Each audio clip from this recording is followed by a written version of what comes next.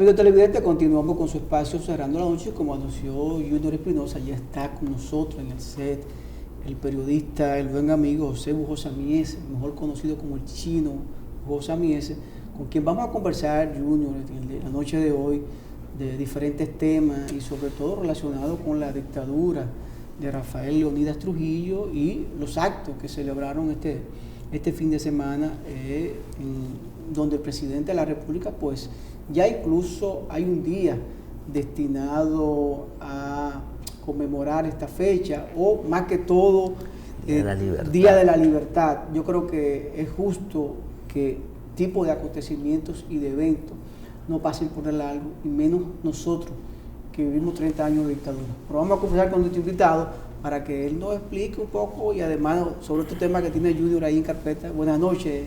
Buenas noches, colega. A sus órdenes. Vamos a iniciar con sus preguntas. Me gusta más que me cuestionen comenzando.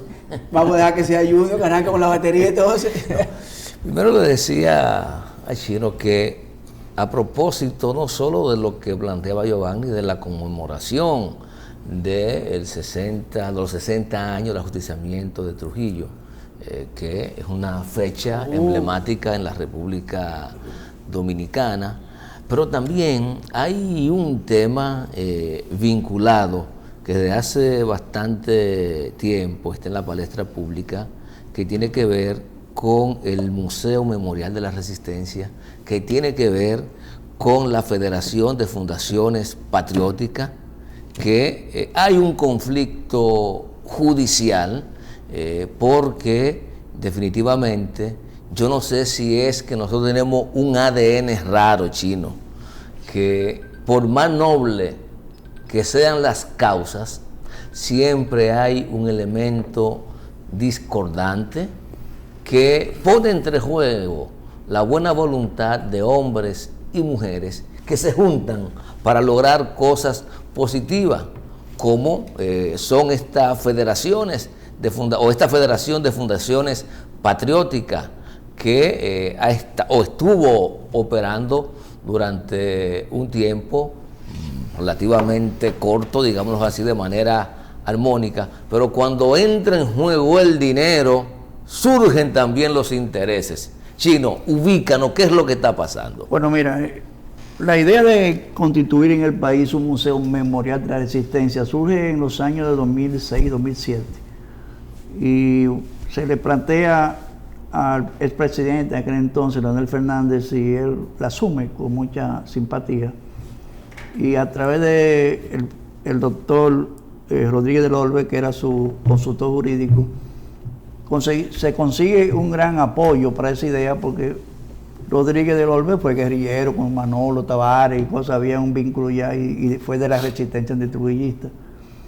Y entonces Leonel aceptó la idea y se iniciaron los trabajos, y por un decreto se le dona a la Fundación Testimonio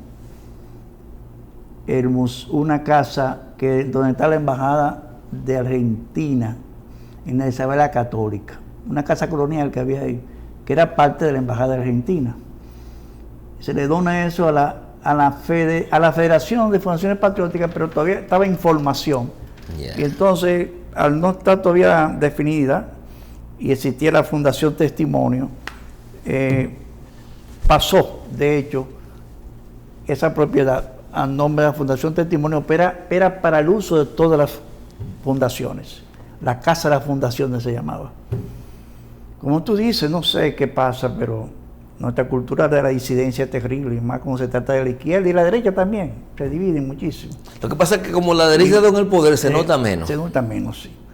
Pero bueno, ahí surgió una situación diferente en esa casa de las fundaciones que trajo como consecuencia que la Fundación Testimonio se quedó con esa fundación, aduciendo que el decreto se refería a la Fundación Testimonio, pero eso fue un desliz del que hizo el decreto.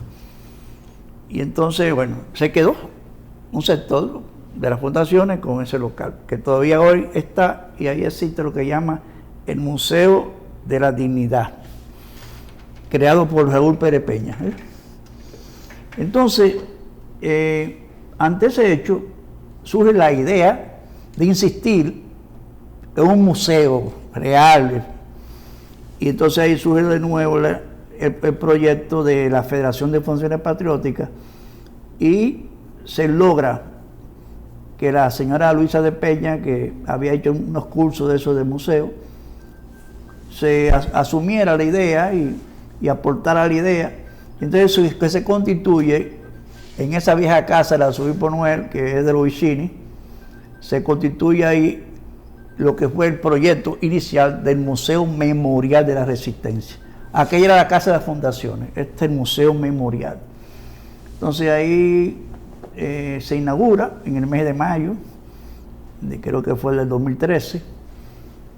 Y bueno, y todo al principio surgió normal. La Federación de Fundaciones Patrióticas, según el decreto 404, que el día que se inauguró se dio a conocer el museo, es la propietaria del museo, según ese decreto 404-11. Establece en su artículo 2 que el museo es propietario de ese museo, que la federación es propietaria de ese museo. En función de eso, la federación era la gerente también, la que hacía la gestión administrativa, y en sus funciones designó a la señora Luisa de Peña directora. Vamos a decir que un par de años estábamos trabajando unidos, tranquilos. El museo asumió por completo lo que fue su rol de ser una herramienta útil y de apoyo a las fundaciones, de mantenimiento de los monumentos de las fundaciones, de las actividades de las fundaciones. O sea, las fundaciones vinieron a ser dentro del museo la fuente, no solamente de abastecimiento de materiales, de documentos de los héroes, para surtir el museo de todas esas piezas históricas, sino también que era un soporte en ese sentido, y por eso la estructura que los estatutos establecieron, las fundaciones tenían una primacía en lo que era la dirección ejecutiva, la dirección administrativa, etc. Las fundaciones patrióticas eran las que gestionaban todo el andamiaje administrativo del museo. En el decreto de incorporación eran parte del museo. Sí, las fundaciones patrióticas eran parte del museo en ese sentido. Bueno, entonces, ¿qué pasa? Ahí sucede un asunto con una de las fundaciones, la mandó Tare Justo. Le hace un cuestionamiento un día en una reunión a la directora y su equipo, que había inquietud entre algunos de nosotros de que los estatutos no se estaban conociendo como debían, o sea, como lo establecían los estatutos, se estaban violando algunos articulados, y que también se requerían de una información más fluida del manejo de los fondos. Porque en ese tiempo la federación logró un importante acuerdo con el Ministerio de Educación de algunos 38 o 40 millones al año, porque el museo venía siendo como un soporte de la educación histórica del Ministerio de Cultura. O sea, muchos jóvenes de las escuelas básicas como intermedias iban al museo y ahí también recibían una mayor orientación histórica a través de todas las imágenes, los videos, y que en el museo se le daba ese tipo de clase de orientación. Eso fue parte del convenio. Bueno, entonces, obviamente surgió ese cuestionamiento que te dije, y entonces la directora se sintió como que, bueno, ¿qué es lo que pasa? Me están cuestionando mi gestión, ¿no? Lo que estamos pidiendo es que haya informes más fluidos, que se conozca en qué se está gastando dinero, porque había algunas preocupaciones, que los estatutos vamos a sentarnos para ver la manera de que se modifiquen, y de manera consensual entre nosotros. Entonces, no, ella lo que hizo fue que dividió la federación. Nosotros teníamos en ese tiempo a Francis Poe como presidente de la federación, que se cambiaban cada 2 años, cada fundación. Cada fundación era rotativa. La representación. En ese tiempo le tocó a Francis Poe 2 años de la presidencia de la federación. La presidenta de la federación era la jefa del museo, porque el museo era de la federación. Y entonces, en ese sentido, esta muchacha, no sé, ella tiene como una habilidad, como esa serpiente encantadora, no sé cuál es su habilidad. que como que anestesia a la gente, hasta muy inteligente, como que la trae.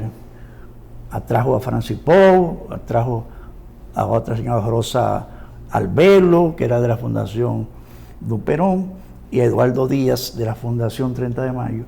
Y esas tres fundaciones se agruparon en una conjura contra cuatro: la Manuel Tavares, la que hizo el cuestionamiento, la Mori Germán, las hermanas Mirabal y la Héroe de Constanza de Manuel Terondo. Las cuatro constituíamos la mayoría de las asambleas y de los organismos de dirección. ¿Y cómo lo perdieron? Entonces, ¿qué pasa? Se hicieron una asamblea el 28 de mayo, el 28 de abril del 17, se convocó una asamblea donde se iba a conocer una modificación estatutaria que ninguna de las fundaciones la habíamos conocido. Se nos quiso sorprender con unas modificaciones que le daba a la directora la presidencia vitalicia de la fundación, del museo o de la federación.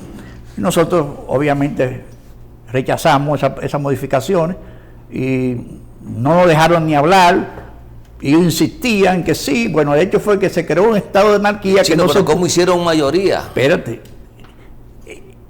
Se creó una situación que la asamblea no se pudo desarrollar. Esa asamblea se suspende y se convoca otra para el día 10 de mayo del mismo año. Y entonces en ese 10 de mayo en la asamblea, ahí no nos permitieron hablar nada, ni pedir turno de procedimiento, de premio. Ahí están los videos que yo mismo grabé y lo he hecho público. De manera avasalladora, trujillista, como yo le llamé, aprobaron esa modificación, y cuando van a votar aparecen como 3 votos de más.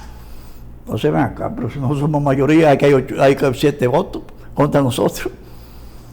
Cuando preguntamos, ¿a quién representa esa señora? Nadie respondía. ¿Y quién representa? Que estaban votando. ¿Y quién representa? Nada. Lo que diría en la mesa, en complicidad con la directora, ni la misma directora se paró para aclarar quiénes eran esos representantes. Después investigamos que fueron fundaciones que crearon a todo vapor ahí para conseguir una mayoría mecánica en la asamblea, sin el conocimiento de las 4 fundaciones mayoritarias, fundadoras del museo. Entonces ahí prácticamente nosotros, al ver que ellos se impusieron y le dieron legitimidad a esos votos ilegales, porque también habían unos votos de eso, de Noris Mirabal, que representaba como delegada a la Fundación Hermana Mirabal, pero que la Fundación Hermana Mirabal le había quitado la representación y él no podía votar la nombre de Mirabal porque ella estaba impedida por su propia fundación, porque ella es delegada de la fundación en la asamblea, pero ella votó por encima de su fundación, un voto ilegal. Lo mismo pasó con Francis Pou, que votó como presidente de la fundación, de la federación, y también votó como delegada de la Fundación Héroe de Constanza en Manuel Terondo, que también tenía un impedimento de la Fundación Héroe de Constanza en Manuel Terondo, que ya no era su delegada, porque ya se había cumplido hasta su tiempo. Bueno, eso nosotros finalmente nos permitieron hablar, porque después que habían aprobado todo, y nosotros hablamos fue para que pensaran ellos el daño que le estaban haciendo a la memoria histórica de este país, cómo si esto surgía a la opinión pública, la vergüenza que significaría para todos nosotros que la gente del pueblo viera que gente de una misma cepa, de un mismo origen patriótico, descendiente de héroes y mártires, estuvieran en una situación de rebatiña. Y le explicaban que pensaran eso, que meditaran. Ellos así como estatuas vivientes, no respondían. Finalmente nosotros, después que hicimos el esfuerzo para que ellos reflexionaran, nos retiramos, las 4 fundaciones. Nos retiramos del museo pensando que aún así que ellos iban a reflexionar. Nos enteramos en enero, eso es un enero, por alguien así conocido, que le dice a la Maricela Vargas de la Fundación Manolo: Maricela, ¿tú sabes que la Federación de Fundaciones Patrióticas fue disuelta? ¿Cómo? ¿Sí? No me digas eso. Vamos a la Procuraduría y ahí nos encontramos que la Procuraduría había legitimado una asamblea que ellos habían hecho a espalda de nosotros, el 11 de noviembre del 18, del 17, a espalda de nosotros, donde ellos decidieron, número 1, disolver la Federación de Fundaciones Patrióticas, sin la presencia de 4 de sus fundadores, y que los estatutos decían que no podía haber ninguna disolución de la asamblea sin el voto, sin el visto bueno de esas 4 fundaciones. Segundo, todos los bienes del museo pasan a una fundación. No, segundo, creación de la Fundación Museo Memorial de la Resistencia. Ah, lo convirtieron. O sea, ellos cogieron el nombre del museo y le quitaron museo adelante y le pusieron fundación. Le pusieron Fundación Museo Memorial de la Resistencia. O sea, usaron prácticamente el nombre de la institución. Y crearon un nuevo una nueva institución o una ONG privada para ellos apoderarse del museo de esa manera. Pero como tercera resolución, todos los bienes del museo fueron asumidos por esa nueva fundación que ellos crearon. O sea, todo un atraco en términos claros, o sea, una depredación en términos claros.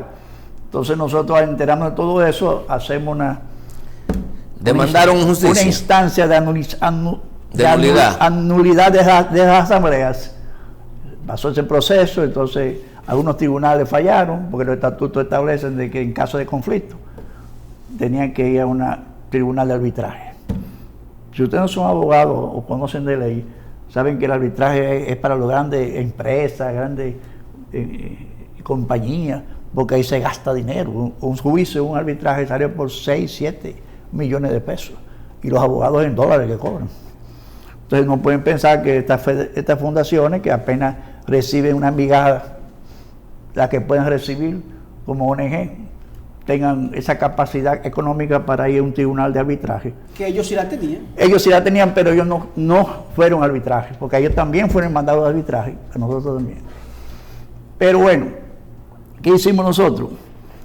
Como la federación había firmado un convenio con el Ministerio de Educación de 40 millones de pesos, la federación, cuando el museo estaba bajo sus manos de la federación, ellos dijimos, bueno, vamos a hacer una instancia para que esos fondos, esa parte del presupuesto de educación que pasaba a la federación, y que ellos están haciendo uso de ellos, y nosotros no sabemos qué están haciendo con ese dinero, y a la hora que haya una auditoría, nosotros somos cómplices,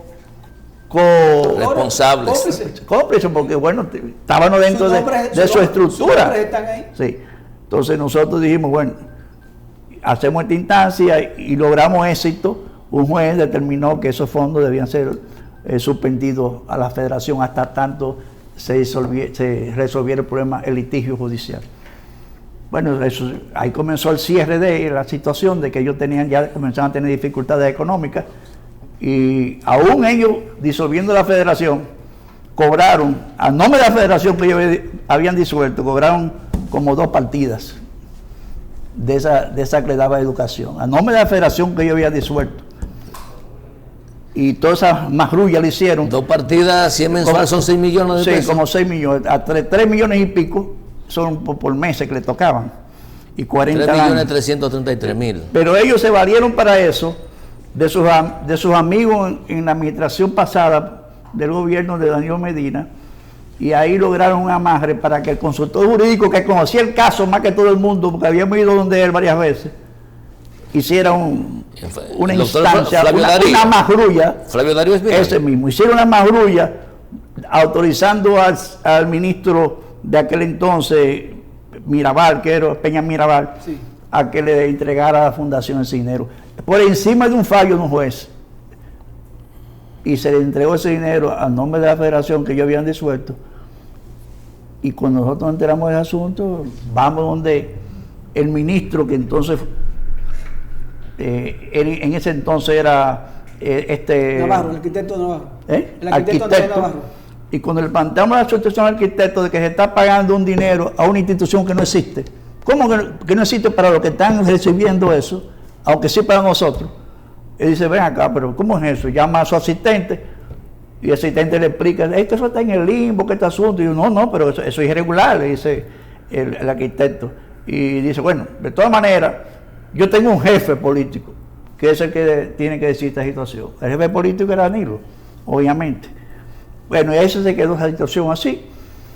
La crisis siguió en los tribunales, su curso normal, nosotros arriba de ellos todo el tiempo, una instancia que ellos tenían ganancia de causa, nosotros se la tumbaban y así. Últimamente ellos hicieron una instancia, un tribunal de, ¿cómo llaman esto? De alzada, no, este tribunal ¿De conciliación? No, bueno, en ese tribunal ellos lograron que le pagaran ese dinero, que se volvieron a hicieron un referimiento. Hicieron un referimiento. Pero, ¿qué pasa? Que ellos no pueden tampoco, el ministro no puede pagar ese dinero. ¿Por qué? Porque el museo no es de esa fundación que ellos crearon. El museo de la Federación de Fundaciones Patrióticas. Y si el Ministerio de Educación paga ese dinero, también está violando la ley. Entonces hay una situación difícil, tanto para el ministerio como para los propios marrulleros del museo, en toda su estrategia de apoderarse por completo del museo. Y esa fundación, como yo he dicho varias veces, fue creada para hacer negocio con la memoria histórica. Don José Bujosa Mieses, con su permiso tenemos que ir a una pausa. De acuerdo. Luego a la pausa, entonces seguir con el tema. No, la verdad que está bastante interesante. Pero hay muchos argumentos aquí todavía. Está muy interesante. Señores, conversamos con José Bujosa Mieses, mejor conocido como el Chino Bujosa Mieses, hablando de este tema interesantísimo, señores. Es para que ustedes vean que hasta en las mejores alturas se cuecen habas, señores. Eso es para que ustedes lo vean. Nada más no en los barrios, en la junta de vecinos que se discute, también se discute en las altas esferas. Vamos a la pausa y volvemos en breve.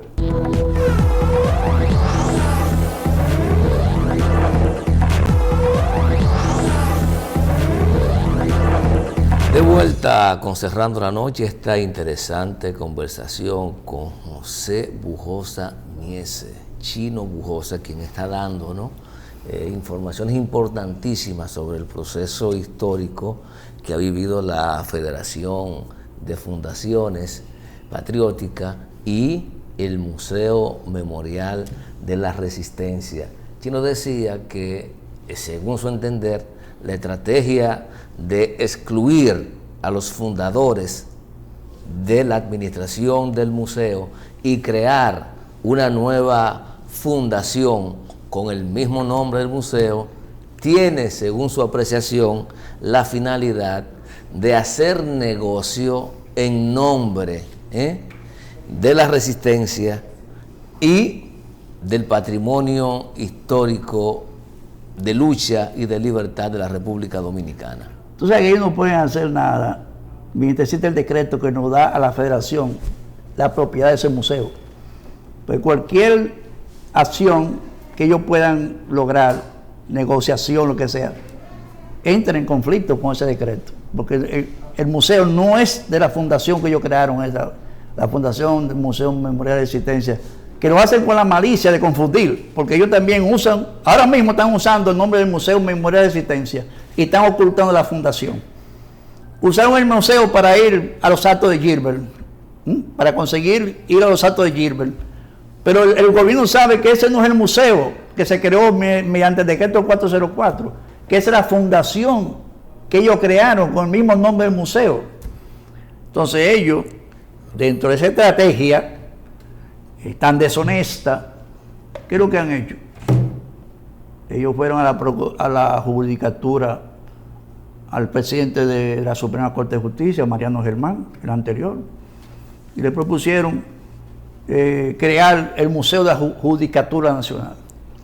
Mariano, hombre sano, tranquilo, vio la idea buena, hizo un convenio con ellos y le firmaron millonarios, porque esas creaciones de sus museos que ellos ofertan son sumas millonarias, son museos 80, 100 millones, así, una cosa así. Y bueno, entonces nosotros nos entramos en una revista de la judicatura, y acá hay esto. ¿Y cuándo sucedió esto? Cogemos para Mariano y digo, Mariano, ¿qué pasó con esto? Esa gente son suyúdices de la justicia. ¿Cómo usted firma un convenio, usted como presidente de la Suprema Corte de Justicia, con un grupo de gente que están sometidos a la justicia? ¿Cómo? Ya búscame el convenio. Le buscan el convenio. Dice, no, pero ¿cómo? Le entregamos los papeles justificando que ellos están sometidos a la justicia, tanto a la civil como a la justicia penal. Y yo, no, suspéndeme eso. Clausúrame ese convenio. Le ordena a su asistente. Ahí le matamos un buen pájaro en el Macuto, ¿tú me entiendes? Porque era un pájaro que iba a dar un museo de la judicatura. Cuando también enteramos que estaban haciendo gestiones con el ministro de las Fuerzas Armadas, Paulino Sen, para hacer el museo de las Fuerzas Armadas. Todo eso, esa fundación, todo eso. Entonces decimos, esa fundación fue creada para hacer negocios a nombre de la memoria histórica.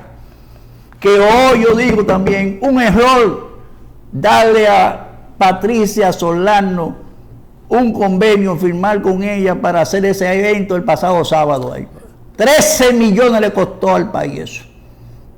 Y el que vio ese evento, ahí no se invirtieron 13 millones. Que me lo demuestren con soporte de lo que se gastó ahí.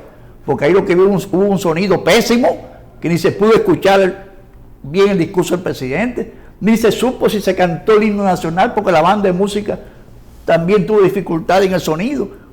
Y había que unas pancartas, desde cuando mataron desde Trujillo hasta que lo mataron. Pero y hay 13 millones de pesos. A Patricia Solano, Chino. A Patricia Solano. A Patricia Solano. Y ella no es parte de la fundación. Ella es de la gente de la Fundación Museo Memoria de Resistencia. Ella está firmando la asamblea. La asamblea donde se constituyó ella y Laura Acosta, la abogada, son de las firmantes de esa fundación que ellos crearon para hacer negocio, lo repito. No, pero cuidado, si fue a la fundación que le dieron ese dinero y no a ella ni a ella. No, eso yo tengo entendido que es una compañía que ella tiene. Que ella tiene. Y entonces, bueno, eso fue en noviembre del año pasado que dieron esa firma. Y para presentar ese espectáculo que hubo ahí, que yo digo, que me demuestran que hay 13 millones de pesos ahí. Entonces yo digo que hay gente aquí que está haciendo negocio con la memoria histórica. Y por eso nosotros, cuando nos acusó la directora del museo y su cómplice, de que nosotros, lo que hubo en el museo fue un problema económico, porque nosotros queríamos administrarlo, o sea, las 4 fundaciones disidentes, lo que queremos administrar los 40 millones de pesos que ellos recibían. Nosotros le demostramos que no, que quien se ha beneficiado de eso durante 10 años son ellos. Y le pedimos al presidente de la República, al consultor jurídico de la presidencia, a la ministra de Cultura, que ese museo pasara a cultura, para evitar que depredadores de la memoria histórica del país, del patrimonio histórico del Estado, quedara en manos de particulares. Es una demostración que a nosotros no nos interesa administrar ni un centavo de ese museo. Y por eso estamos esperando que el presidente de la República decida definitivamente que ese museo, que ahora ella se de rodillas pide, ay, estoy quebrada, debo 45 millones de pesos, me van a desalojar, presentándose como víctima. Usted es víctima de sus acciones ilegítimas, irregulares. Así que aguante el chucho. Si ese museo se lo tiene usted en la cabeza, porque es verdad, ella dice que haya ido más de 600,000 jóvenes estudiantes. Mentira. Ese museo tiene como 2 años cerrado. Después que comenzó esta crisis entre nosotros, ese museo apenas abre. Y es gratis. Eso dice ella, dice que los empleados, por solidaridad con ellos, se han quedado aún sin cobrar. Mentira. Ella ha tenido muchas demandas de empleados. ¿Es gratis la entrada al museo, Chino? ¿Es gratis la entrada al museo? 100 pesos para dominicanos y 150 creo para turistas. $150. 150 pesos. Pesos. Creo que entonces se pone a hablar mucha mentira diciendo que ellos ahora necesitan, tienen una deuda de 45,000 pesos, dólares, de $45, 45,000, ¿eh? Sí. De $45. 45,000. 45,000. Sí, debe ser $45,000. Bueno, que tiene una deuda enorme y que no tienen ahora mismo con qué responder y que lamentablemente tendrá que cerrar el museo. El museo no se va a cerrar. Ya nosotros propusimos la solución, que pase a cultura. Que pase a cultura, que tu cultura asuma ese museo.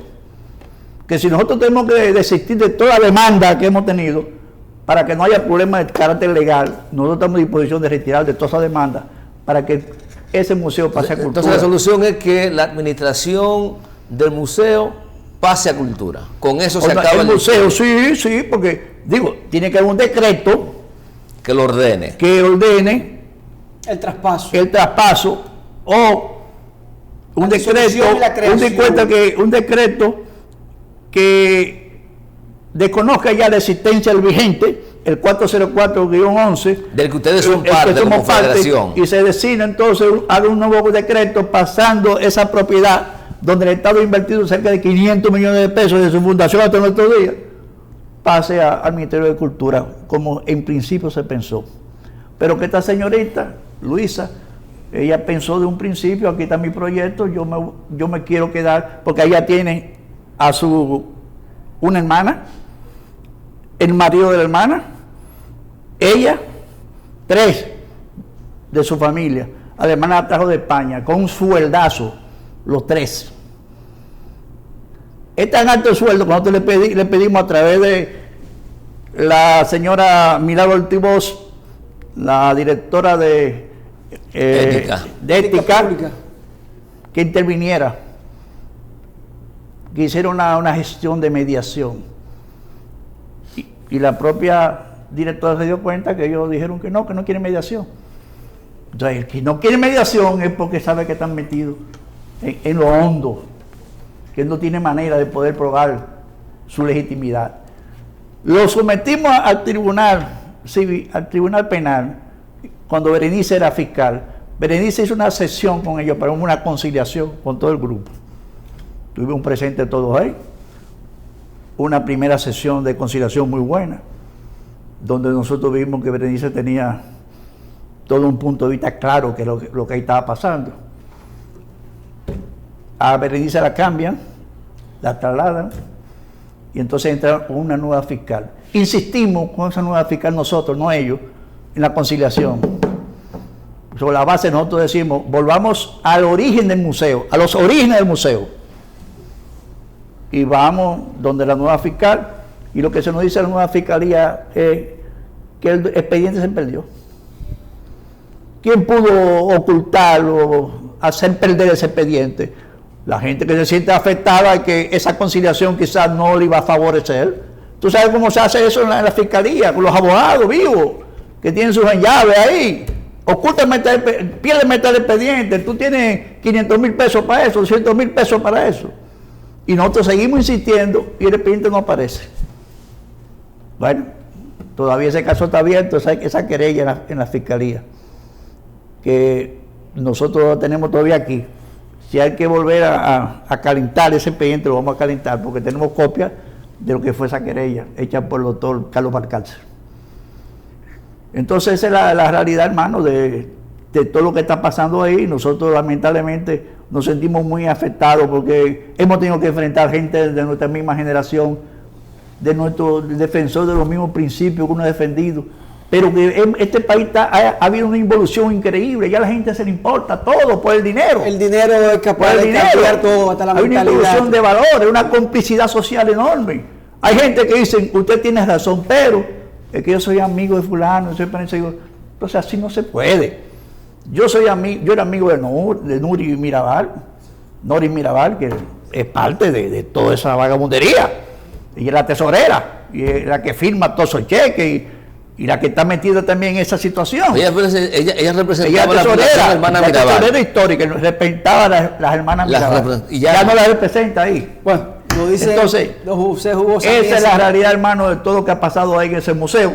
Y yo espero que el presidente de la República, que le han vendido la idea de que es un chisme entre familias o un conflicto entre familias, vea que no, que ahí lo que hay es una defensa de una institución que es propiedad del Estado Dominicano, un patrimonio histórico-cultural que el Estado tiene que defender. Bueno, ojalá esto logre subsanarse, Junior, y vuelva a la normalidad, porque la verdad que el país necesita que todas estas fundaciones caminen en un solo sentido, que es para dar a conocer la historia, la memoria histórica de la República Dominicana, y que no se pierda, no se diluya en chisme en los tribunales, que lamentablemente no tienen ningún tipo de razón de ser. Gracias, don. Gracias a ustedes por permitirme por lo menos desahogarme. Bueno, gran parte del país lo escuchó. Señores, conversamos con José Bujosa Miese, el chino Bujosa Miese, sobre este tema interesantísimo, que vuelvo y reitero, ojalá logre resolverse, porque al final el gran beneficiado será el pueblo dominicano y la memoria histórica dominicana. A ustedes, gracias por la sintonía, este equipo encabezado por Junior Espinosa y quien les habla, Giovanni Almonte. Nos despedimos y hasta mañana.